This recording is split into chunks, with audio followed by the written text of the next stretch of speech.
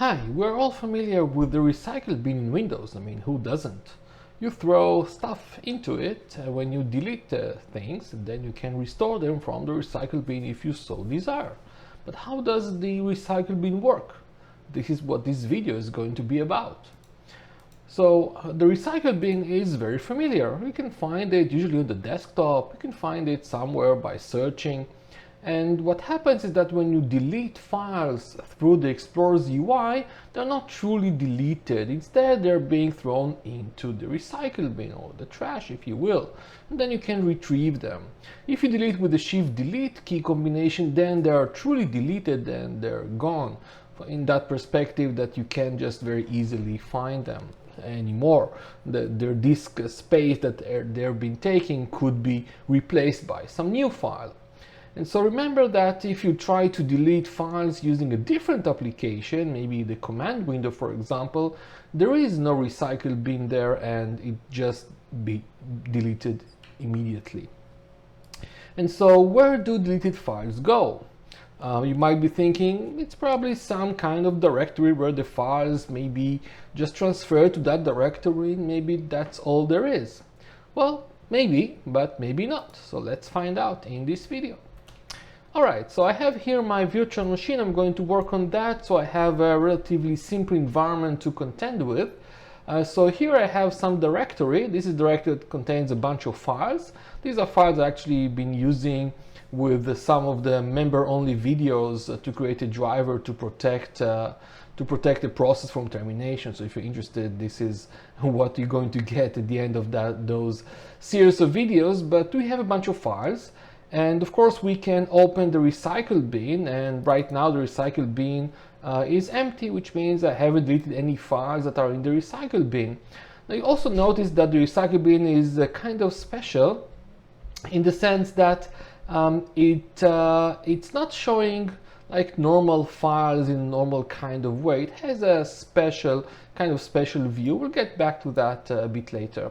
So in order to see what happens when I delete one of these files that are going to reach the Recycle.Bin, we need to see what is going on. And you can of course try to guess, or maybe you already know where these things land up.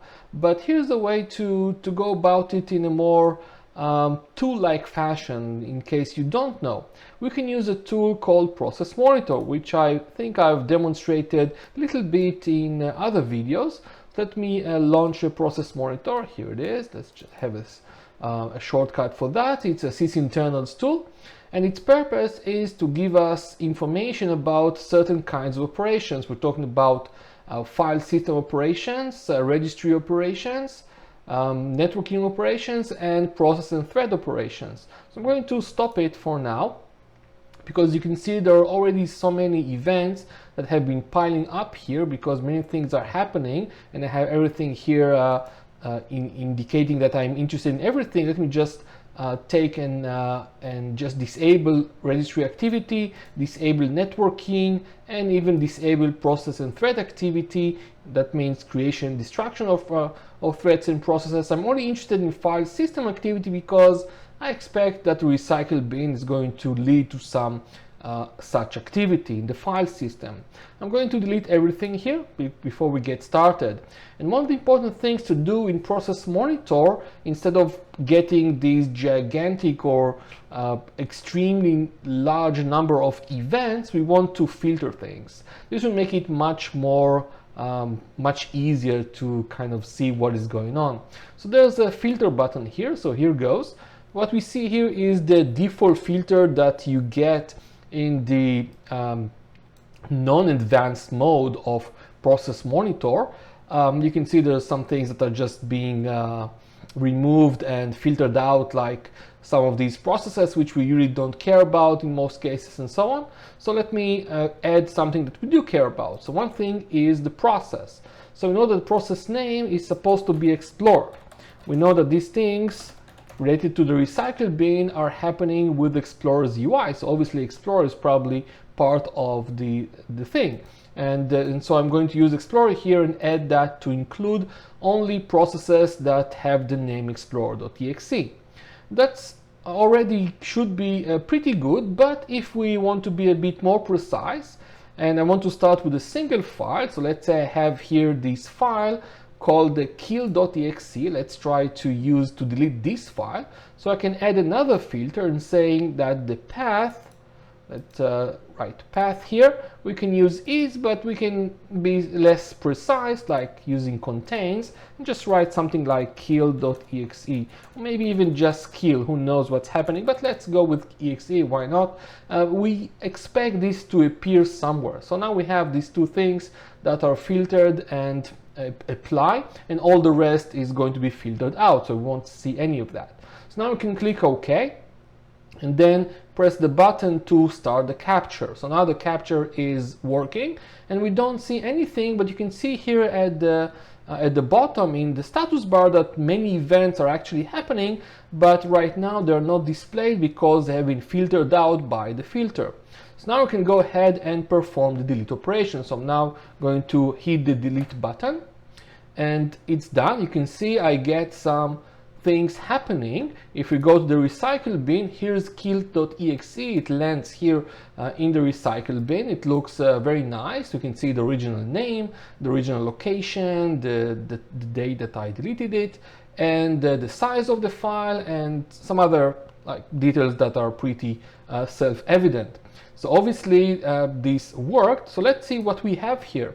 So we can see that the path involves kill.exe, but maybe that's not good enough, because we can see that the path involves that file, but we don't see anything else related to the Recycle.Bin itself.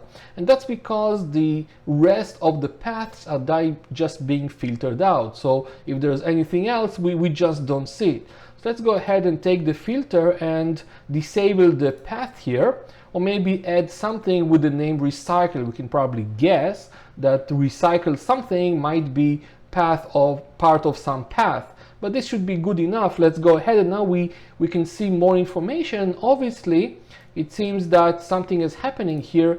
We have a create file operation here done by Explorer, and that lands into c$recycle.bin, and then there's this long-winded seed, and that's one thing. But you can see there are more operations here happening on that same directory, and again we expect something with kill to also be part of that.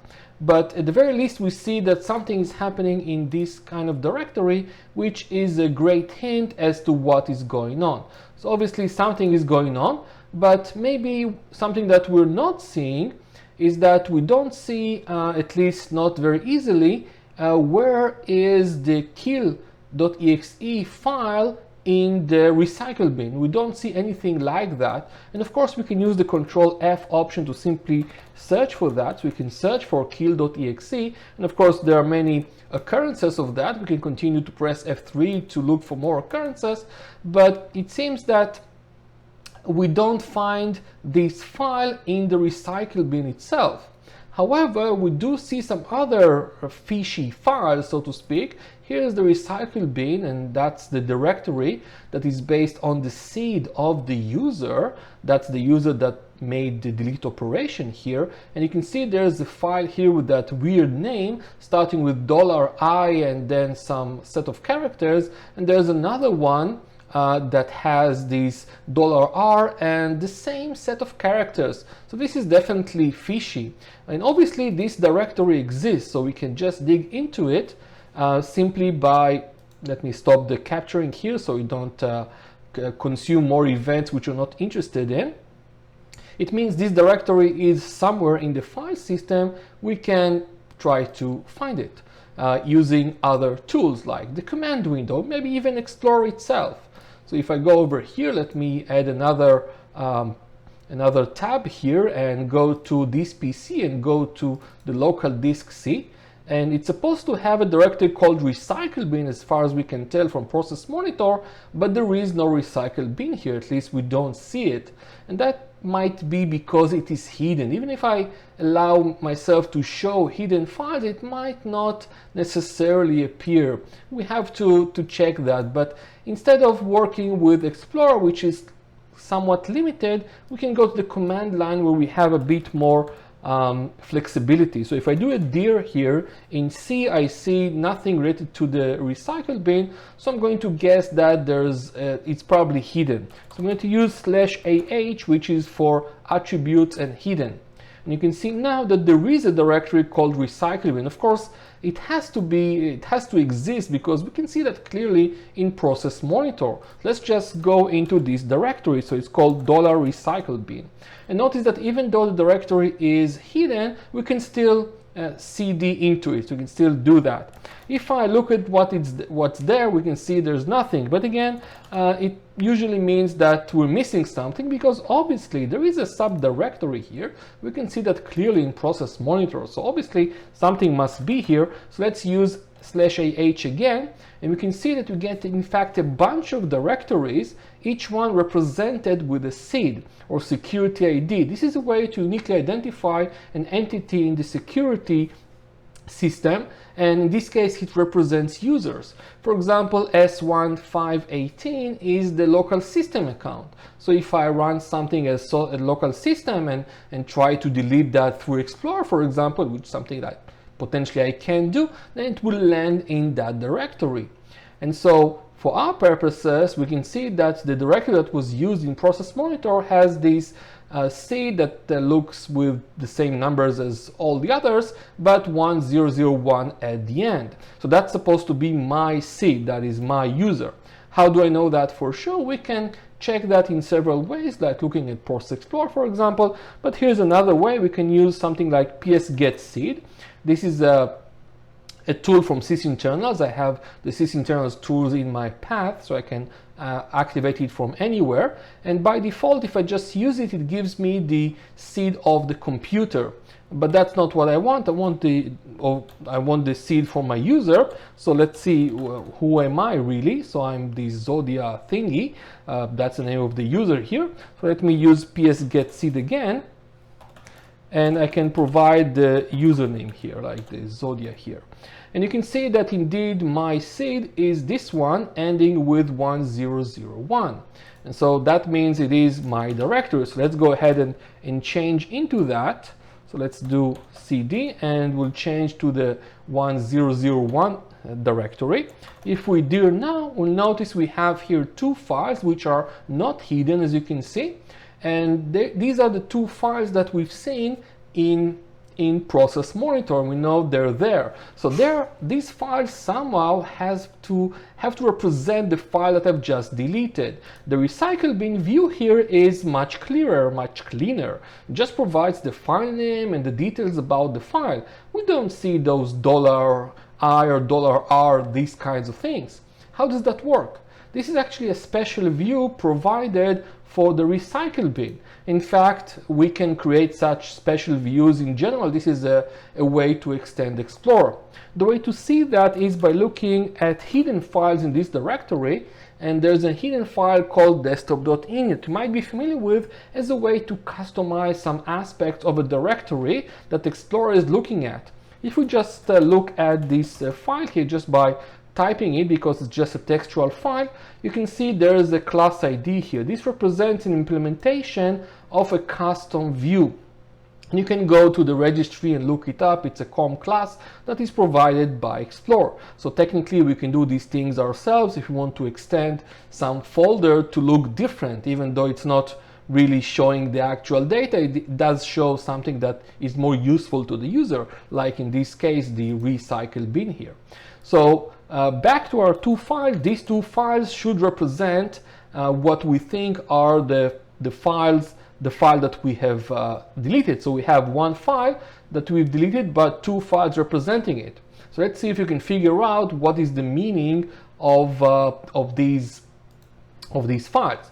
So the first one has a size of 62 and doesn't really mean that much. Our file, the original file, is 62 kilobytes, so that's completely coincidental, by the way. So 63,488 might be better as the actual size of the file. In fact, we can even go to the properties in the Recycle.Bin and see the size. Well, unfortunately, Windows 11 here doesn't provide the exact size of the file. or at least it provides us with kilobytes, where each kilobyte is 1024 bytes. So we might not necessarily be convinced of the file size, but could have actually looked at that before we actually deleted the file to verify. So this is probably the actual file. So this $R thingy is probably the actual file. We can verify that. We can just take this file and move it to some other location that we have more control over, like this ctemp thing. So I've copied the file to ctemp so we don't disturb the Recycle.Bin itself. And now we can go to ctemp, find this file, kill.exe, rmm, whatever that name is, and we should be able to see here that the size of the file is exactly the same as the one we see here. In fact, even if we can even rename the file, and we can compare the files to make sure they're actually the same. We can do that with various tools. One of them is called FC. It's a built-in Windows tool for file compare. We can do a binary comparison between this $RR whatever, RM, sorry, this one, and the second one is in ctemp, which is, I've renamed back to kill.exe, but of course the name doesn't really matter.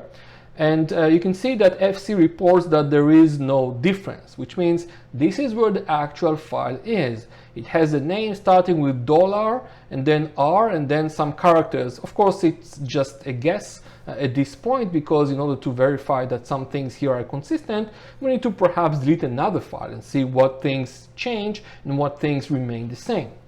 What about the second file, or the first one here? And so this file has the extension of exe. Does that mean it's an exe?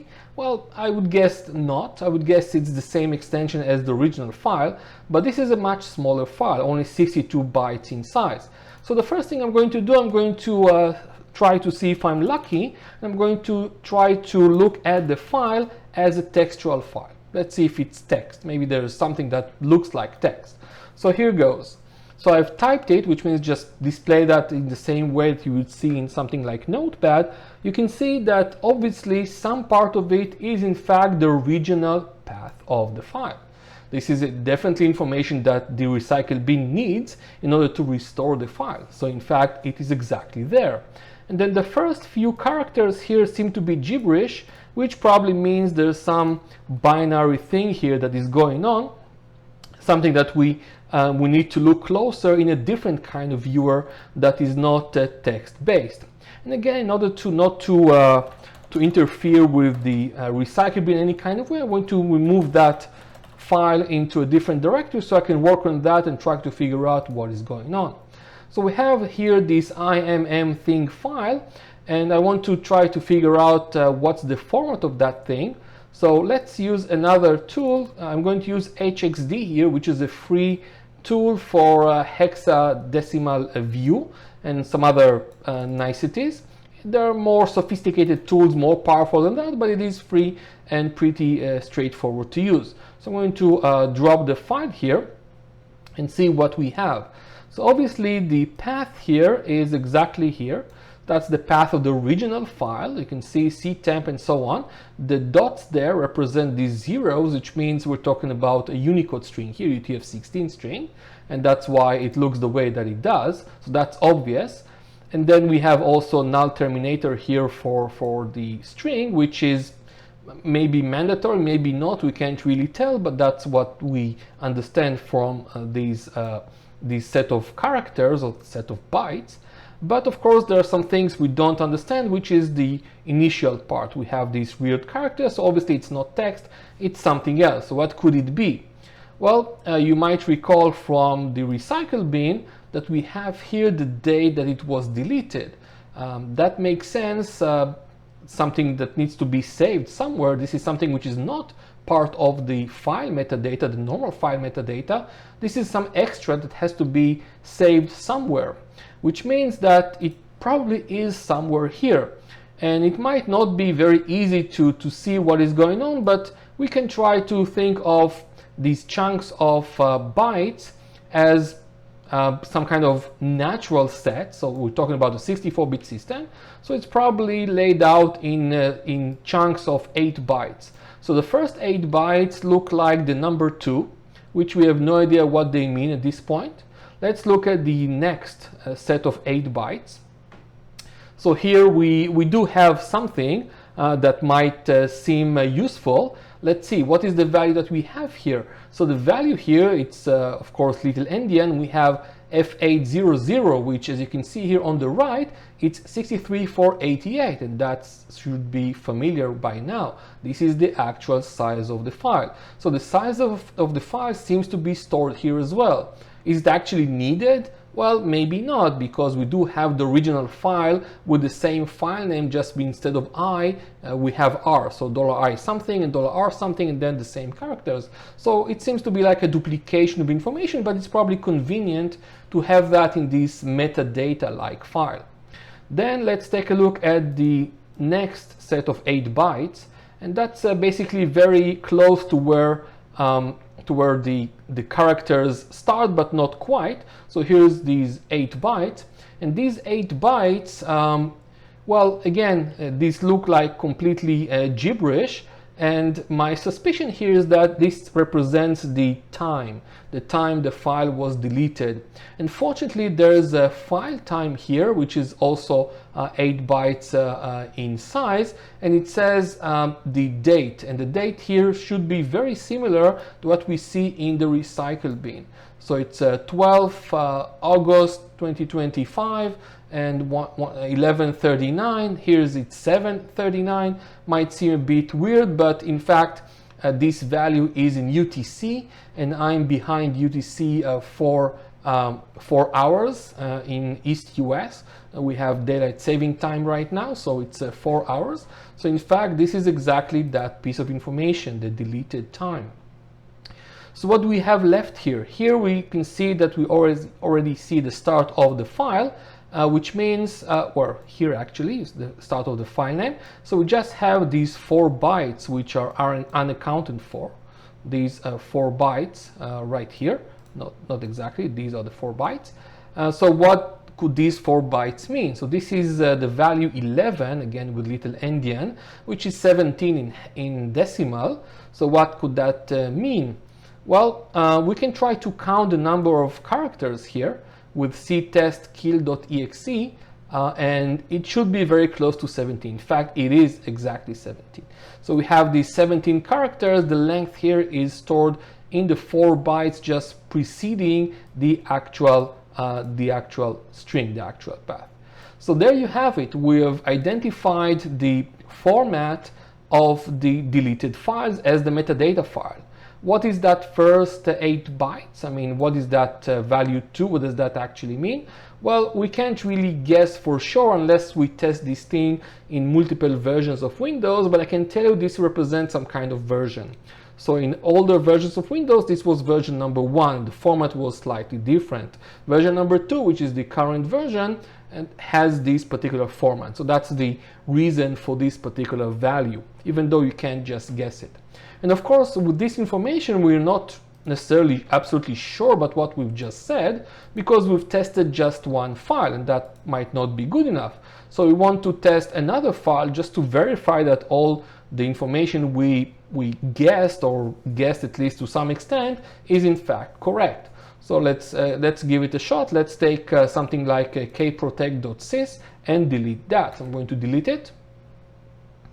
Well, currently it's actually running, so I can't delete the driver. I can stop the driver, but let's take something else like this protect.pdb. That's good enough as well. In fact, it's a big file, so it could be interesting. You see the size of the file is 1.6 megabyte or so. So let's just go ahead and delete that. So once I delete that, it appears in the Recycle.Bin as expected. No big surprise there. But let's take a look at the files here. You can see the same kind of format, if you will, or the same kind of pattern. We had these I something and the corresponding R something, which is the actual file. That was for our kill.exe as before. But now we have a different set of files, always starting with I for the metadata file, and then some 6 set of random characters to provide something which is unique, and then we have R with the same with the same set of characters. And you can see the size of the file is exactly right. So this is the actual file, and then this is the metadata file. And again, we can open that up in HXD or other X viewer and see that it does provide the same kind of information that we have found for the first file. So there you have it. This is how the Recycle.Bin works. And because of that special view that Explorer has for the Recycle.Bin, we don't see these weirdly named characters. Instead, the view itself enumerates the files there and then provides the information as you see here, which of course is very useful from a user perspective, but that's how it works in underneath. And as you can see, the Recycle.Bin is on a per user basis, which means that for a different user, there's a different Recycle.Bin. It all looks the same in the desktop of that user, but in fact, it's not the same one. It's just being the shortcut for the Recycle.Bin just goes to the correct location based on the actual user that opens the Recycle.Bin. So it's not just one Recycle.Bin. Also, you know that if you have more than one drive, every drive has its own Recycle.Bin. And again, it makes sense. And so if you delete something from a D drive, it will go to the Recycle.Bin of a G drive. But the same ideas apply. It will have subdirectories in $recycle.bin with the seed of the user, and there you'll find the I and R dollar files as we've seen here. So in general, know that sometimes we don't know how things work, but there are many interesting and powerful tools that can help us out. In this case, we started with Process Monitor, which really helped us gain a better insight as to what is going on in terms of the Recycle.Bin.